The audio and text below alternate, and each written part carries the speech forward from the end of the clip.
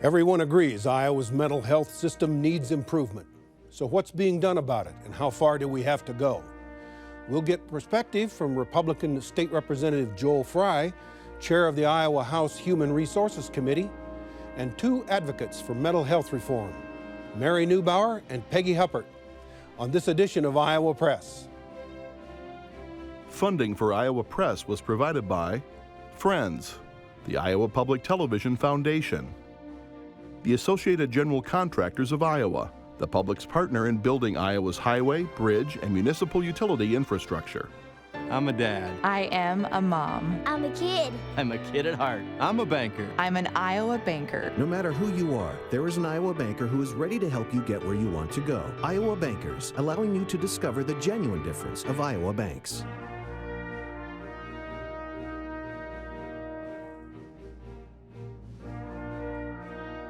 For decades, Iowa Press has brought you politicians and newsmakers from across Iowa and beyond. Now celebrating more than 40 years of broadcast excellence on statewide Iowa Public Television. This is the Friday, April 27 edition of Iowa Press. Here is David Yepsen. On Monday, Governor Kim Reynolds signed an executive order creating a Children's Mental Health Board. The board will take a comprehensive look at resources for children struggling with mental health illness. Earlier this session, the legislature passed and the governor signed bipartisan bills that make big changes to Iowa's mental health system, a system most people agree is woefully inadequate. Here to talk about the changes and what more needs to be done is Republican Representative Joel Fry of Osceola, who chairs the House Human Resources Committee, and outside the legislature, he is a counselor and therapist through a ministry he co-founded. Mary Neubauer is a mother and advocate for mental health reform. Her teenage son struggled with mental illness issues for years before tragically taking his own life. And Peggy Huppert is executive director for the Iowa chapter of the National Alliance on Mental Illness.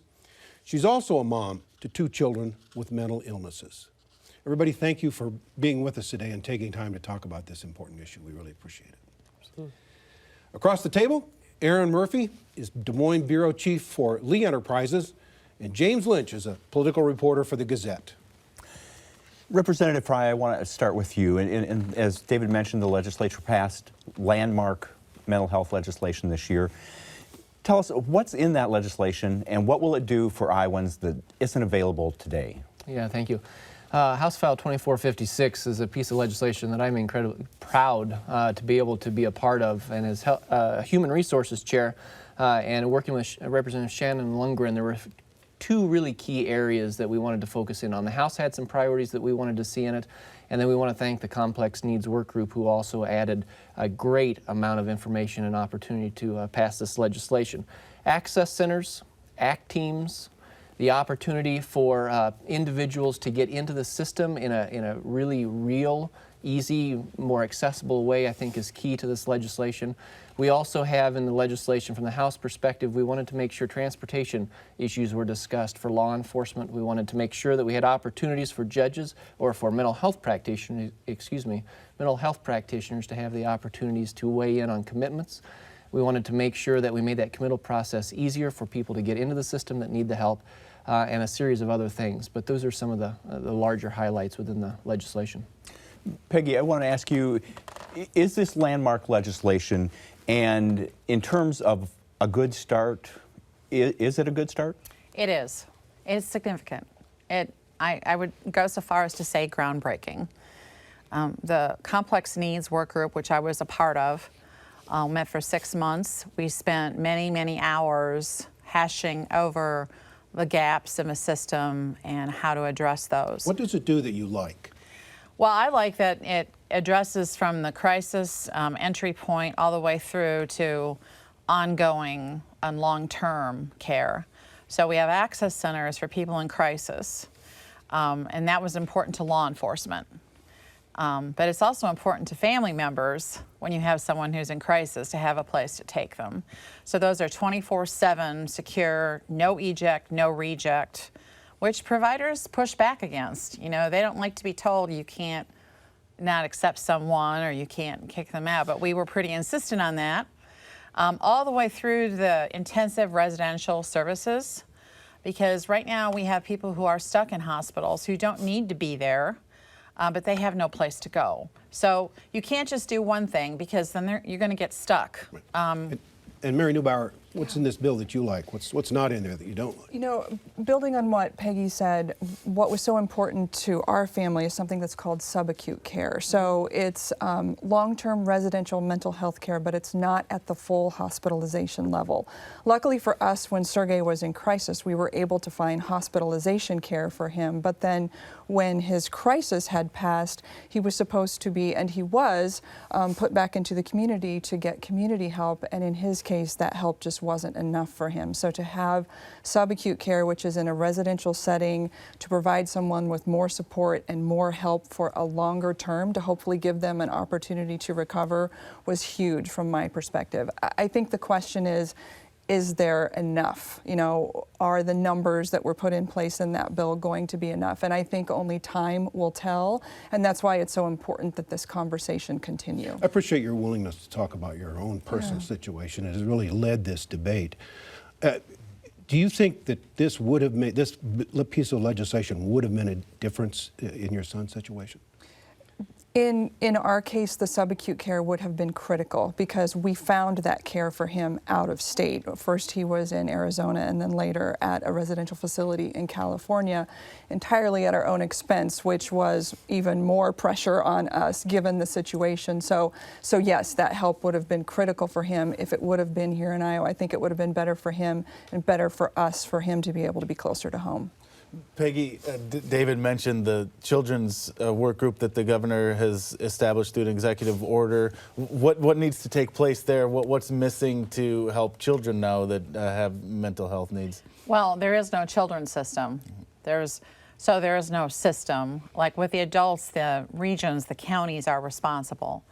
And I know that that's been a criticism of the complex needs bill, is there is no funding. But in fact, the counties and the regions are responsible for adult mental health. So there is funding through the mental health levy and through Medicaid. So they're the responsible party. With kids, there is no one. There are no core services established. There's services, but it's very haphazard, and it just happens to depend on where you live and who you know, whether you get good services or not. But even in Mary's case, where she lives in the largest county in the state and she knows a lot of people, they still weren't able to get the help they needed. So it's a mess, and people have been trying to address it for a while. So we're very happy. We think this is the kickstart that we need to actually see what we've been able to accomplish on the adult side happen for kids. Mary, do you have anything to add to that? What do you see needs to happen here? Yeah, what I saw happen with the adult side is that the working group produced a framework that then became the legislation that the legislature passed, that put together a package to try to put in place a whole system to move forward. And I think that that is what's going to occur on the adult side. As Peggy said, there isn't a system like that on the children's side. And so really we're trying to build something from the ground up to put in place cohesive services, and that work is going to come. There's a lot of work to come, but I think it's really important that the governor signed that executive order, and that lawmakers and people are just talking about the issue and acknowledging it. Representative Fry, there's been an interim group looking at this issue already for the past couple of years.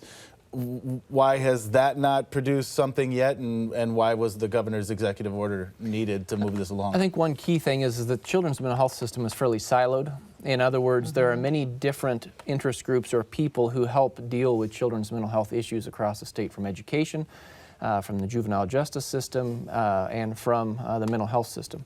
And so this board, the governor's executive order, with this board coming together and trying to break those silos all down, to have the conversations, to be able to get everybody at the table, I think is critical from the executive leadership that's going to come forth out of this, and the governor saying, let's move this forward because we need to make changes in children's mental health. The legislature's ready to act, and we're excited to move that forward. Let me ask all of you, to a parent, to an Iowan watching us, they see all these interim committees and all these studies and all the jargon of this, and they really want to know When is this system going to get fixed? Representative, you've got the adult side, you're working on the children's side. When can we put a ribbon around this and say this problem is fixed? I don't know that you ever put a ribbon around mental health issues and saying that the issue is fixed. As time moves on, issues change for individuals, new social factors come into play. We have to be ready to move and evolve with the community as the community is evolving over time as it relates to mental health. So I would not say that this issue is ever fixed, given the nature of the world that we live in. And David, I would say that it's analogous to someone who decides they want to get healthier. Absolutely. You know, if they've gotten to a point, it's taken a lot of years and a lot of bad decisions to get to where you are, and it's going to take a while to changes to get to the point where you want to be, and there's probably going to be tweaking and changes along the way. And there were a lot of decisions over a period of years that led us to the point of dysfunction that we found ourselves. So it's going to take a while to get back. Well, not to mention, hopefully through research and effective practice, we will learn more over time and be able to incorporate that new knowledge into what we're doing. So I think Joel's exactly right. I don't know that this conversation is ever done, but are we doing a good job with the conversation? The access is a key piece as well. And if we can make available and help people understand how they can access the system in an easier way, we will see people getting the help that they need in a much more timely fashion. So that's a key piece of this legislation, is the access piece. Another key piece of this legislation, which was passed unanimously in the House and Senate, is what's not in it, and that's the funding. Where is the funding going to come from, and when is the funding going to be available to provide these services? Joel? That's an excellent question. We're working on the Health and Human Services budget right now, and you will see funding coming out of that budget that will address some of these needs. We're having long-term sustainable funding conversations as it relates to a work group that will come together that the legislation also authorized, so that we can see going forward in out years how we make sure that funding is secure. At this point, how costly is this going to be? Well, at this point, we have $876,000 in 2019 to get it up and running out of the general fund. And then we're looking for the 2020 budget somewhere around $6 million from the general fund. That doesn't include the regional money that Peggy was talking about earlier that will be kind of an upfront cost that the regions will put forward into this. And that funding is around $4.3 million for the 2019 and $10 million for the 2020. That doesn't include all the Medicaid dollars and the services that Medicaid will be providing out of this legislation as well. We're estimating somewhere around 80% of those services will be covered by Medicaid. So when you put all that together, it's a very large price tag. At the same time, we're helping Iowans get healthier. So the money coming from the regions is property tax money, right? Correct. Are we going to see property tax increases to fund these services as the services are expanded? Well, at this point, I don't predict that being the case, although we may have some areas of the state that do look at the levies and adjust the levies according to what that particular region may need. But again, remember, the services, once up and running, are going to be Medicaid covered. And so within the Medicaid structure, that's where a lot of that funding is going to come from. When we talk about the regions, it's going to be more around the infrastructure question of how do we keep the bricks and mortar, how do we keep the facilities intact the way they need to be. Representative, why won't the legislature allow those local regions to decide their own property tax levy? There's been a cap that was put on mid-90s, 20 years ago. Nobody likes property taxes, but whatever happened to local control? And so letting those local communities decide, yeah, we want to do more for mental health, and so we want to raise our property tax. So we did address that last year in some fashion, in some legislation, allowing a little more local control around those property tax pieces. And the other thing that I would say is that with a regional structure now, getting those regions to work together and use each county using those property taxes in a collaborative way, it was a major shift for many of those counties when it was a county-by-county 99 structure. Do you foresee a day, Representative Fry, when the state will step in and underwrite mental health services like court services, and they keep taking a bigger share of schools, aid? Do you think we're headed in that direction? Yeah, I don't know where that lands at this point. We're certainly having the conversations again for the ongoing sustainable funding, and that may be a conversation that takes place as that work group comes together. We talk about the infrastructure. There's a discussion of whether there's enough psychiatric beds in the state of Iowa. Peggy, I'm wondering your take on that. Do we have enough beds, and also do we have enough services in place for the people who are taking advantage of those beds? Well, a well-known statistic is that we're 50th in the nation for the number of state inpatient beds. We only have 64 with the closing of the 2 MHIs a couple of years ago. And we're 47th in the total number overall of beds. But I don't think we probably do need more beds, but that's really not the issue. The issue is that we don't have the right kind of beds. Correct. Agreed. At any given time, we have a bed finder tracking thing, and we have about 50 to 60 beds that are supposedly open at any one time, but yet people consistently cannot get a bed. So we don't have that's what the complex needs group was all about. So someone who has a serious mental illness but also has a history of aggression or violence, substance abuse, intellectual disability, those complicating factors. And if you have all 4, God help you, because you're not going to find a bed in Iowa. This leads our conversation into what's ahead. We've talked about what the legislature did and what your reaction is to it. Representative, where does this issue go from here? I think a good way to ask that question is, what does Iowa need to do? What do lawmakers think Iowans is the next step that has to be taken? So one of the key pieces in this legislation was the lifting of the subacute bed cap. 75 was the original cap in the state. And that, I think lifting that cap allows communities, allows other healthcare institutions to look at how they might step into this subacute area. And I would affirm absolutely what Peggy is saying.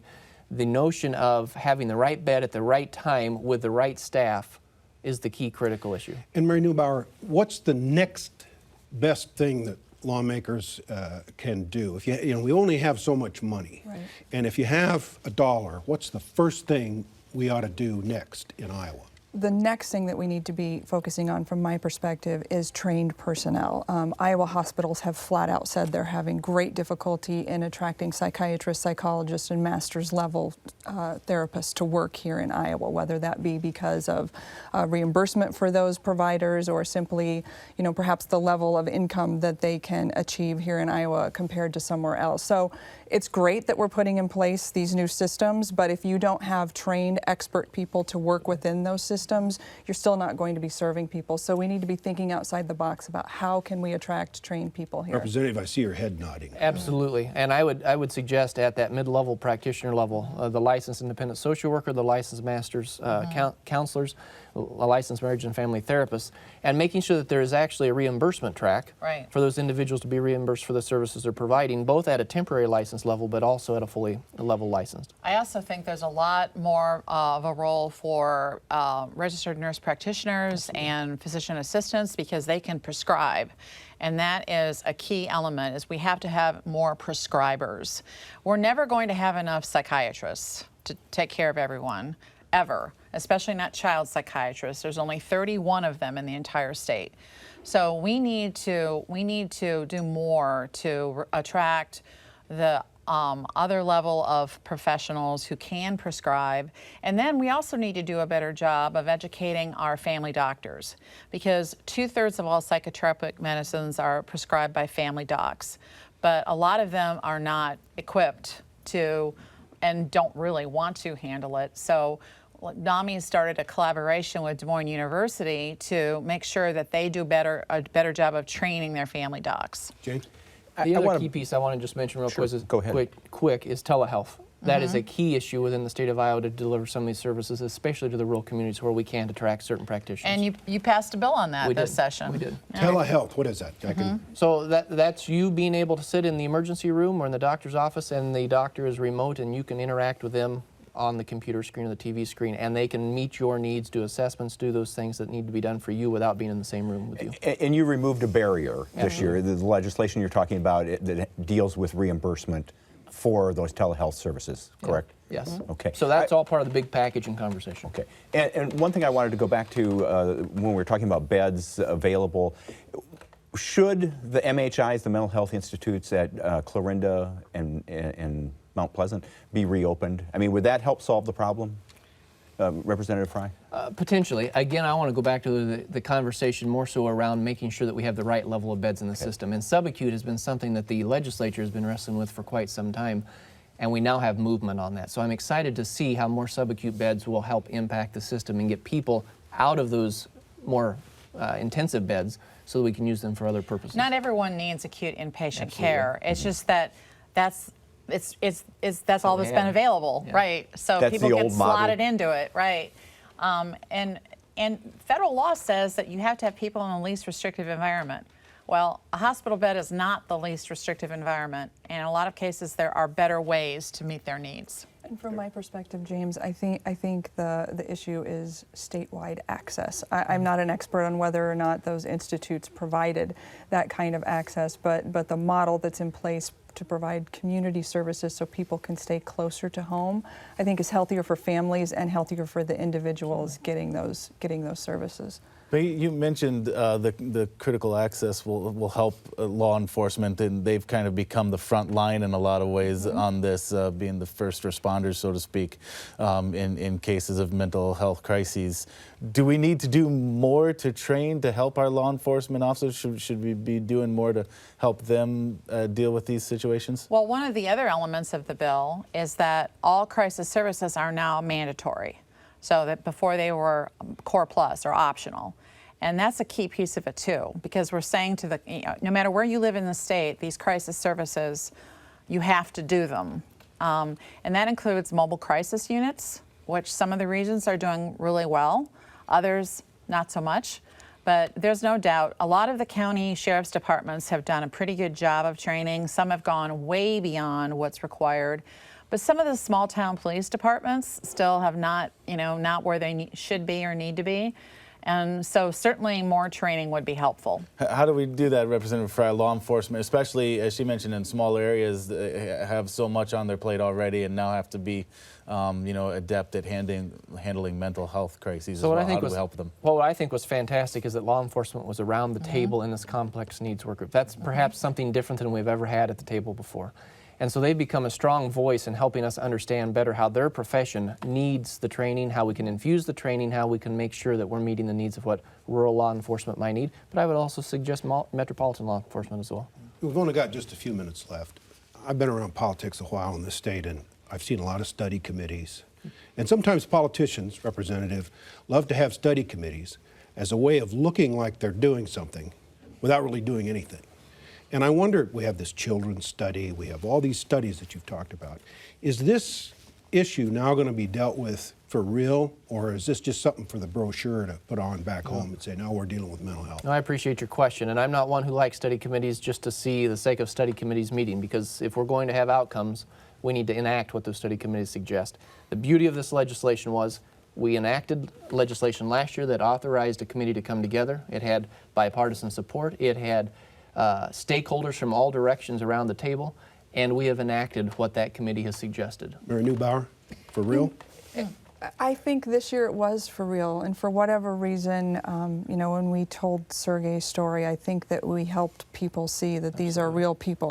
We've spent a lot of time talking about numbers and talking about beds and talking about access, but never ever forget that these are real people who are involved. And 1 in 5 Iowans has some form of mental illness. It's not an us issue. It's not a them issue. It's an us issue. This truly is. It impacts all of us.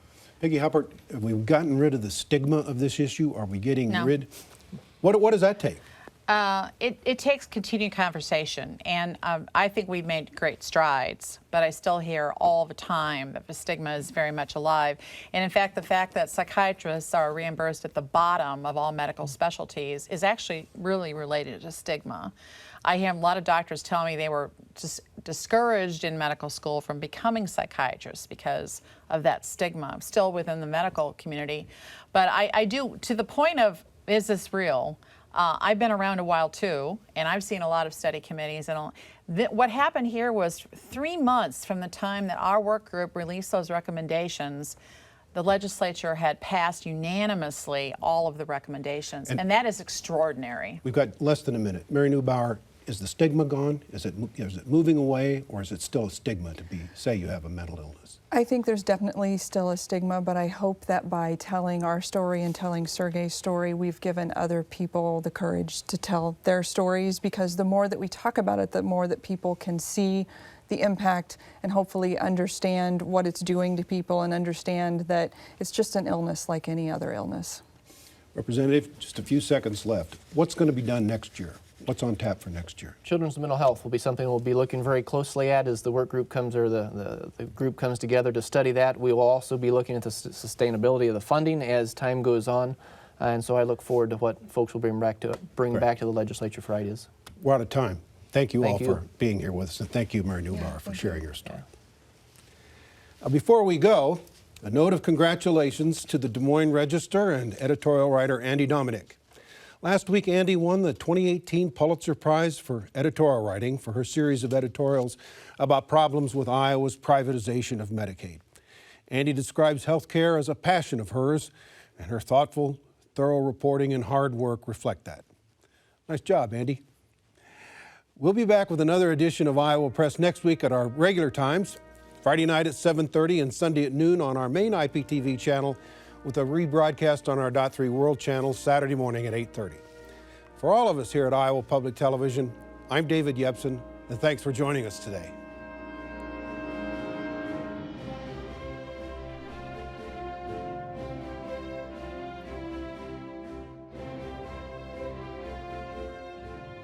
Funding for Iowa Press was provided by Friends, the Iowa Public Television Foundation, the Associated General Contractors of Iowa, the public's partner in building Iowa's highway, bridge, and municipal utility infrastructure. I'm a dad. I am a mom. I'm a kid. I'm a kid at heart. I'm a banker. I'm an Iowa banker. No matter who you are, there is an Iowa banker who is ready to help you get where you want to go. Iowa Bankers, allowing you to discover the genuine difference of Iowa banks.